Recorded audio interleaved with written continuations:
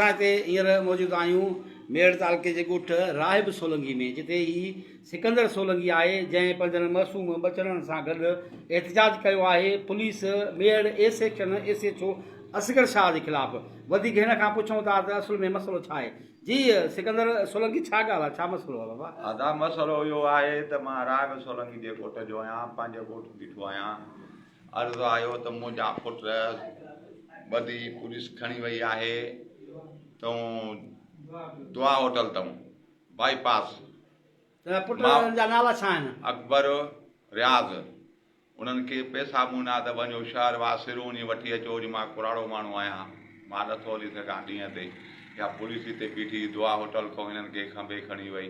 हिननि खे चऊं त बापा तव्हां धाड़ियल हो, चोर हो, हीअं पुलिस हुई किथां जी हुई? ॿियो ही हुयो असगर शाह ऐं सोढो सोलंगी। इहे ॿई माण्हू ॿी पुलिस हिननि सां गॾु इहे ॿधी खणी हिननि खे विया। पैसा बि हिननि खां फुरे या 50,000 साइकिल मोटर 16 असांजी उहा बि काहे विया ऐं कागज़ बि खणी विया। असांखे SP खे अर्ज़ु आहे त ख़ुदा खे मञनि इहे मुंहिंजा माण्हू मूंखे वापसि मोटाइजनि। जेकॾहिं मुंहिंजे पुट ते केस आहे त उहो भली चालान करे फिटी कनि, पर उहो जेकी नज़र बंदि कयूं वेठा आहिनि, मुखों परे कयूं वेठा आहिनि, अलाए काॾे करे छॾनि, अलाए मारे छॾनि। कहिड़े पुट तुंहिंजे ते केस आहे ऐं कहिड़े ते न आहे? अकबर ते केस था चवनि आहे। अच्छा, हुन ते FIR कटी अथनि? हा। छा जी FIR कई अथनि? FIR कई अथनि साइकिल मोटर पियो फुरे। रियाज़ सम्झी? रियाज़ ते कुझु बि न आहे।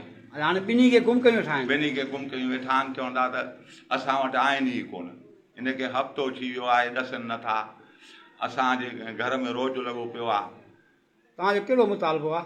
असांजो मुतालबो इहो आहे त जेकॾहिं मुंहिंजो पुटु गुनाही आहे, इन मज़े आहे गुनाही कोन, पर जेकॾहिं चवनि था त असांजी FIR छल अथसि त भली उनखे चालान करे था सघनि त भली करे था सघनि। उनखे ज़ाहिर करे चालान कनि। ज़ाहिर करे भली चालान कर, भाई हो मुंहिंजो पुटु त मूंखे ॾियनि।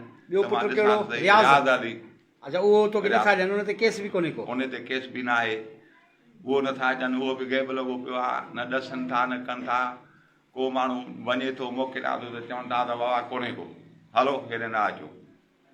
नाज़रीन, हीअ असांजो सिकंदर सोलंगी ॻोठ राहिब सोलंगी में मौजूदु हुयो, जंहिं एहतजाज कयो आहे त पुलिस A सेक्शन मेड़ SHO असगर शाह पंहिंजी ॿी पुलिस साण करे मुंहिंजा 2 पुट खंभे गुम करे छॾिया आहिनि। जेके बोर्ड जी किस्त मिली हुई, उहे उन्हनि पैसनि मां सिरूं वठणु आया हुया ऐं हिन हिकिड़े ते कूड़ो केस दाख़िल कयो आहे। बाक़ी रियाज़ जेको आहे उन ते को बि केस न आहे, मगर ही ॿिन्ही खे गुम कयूं वेठा आहिनि। हिननि मुतालबो कयो आहे त अकबर जंहिं ते केस आहे उनखे ज़ाहिर करे कोर्ट में पेश कयो वञे ऐं रियाज़ जेको आहे उहो बेगुनाह आहे, उनखे छॾियो वञे। हिननि जो चवणु आहे त असांखे ख़तरो आहे, थी सघे मथां उन्हनि खे नुक़सानु पहुचाइनि। हिननि SSP DIG IG खां मुतालबो कयो आहे त असां सां इंसाफ़ करे असांजे बेगुनाह पुट खे छॾियो वञे ऐं जंहिं ते केस आहे उनखे शो करे कोर्ट में पेश कयो वञे।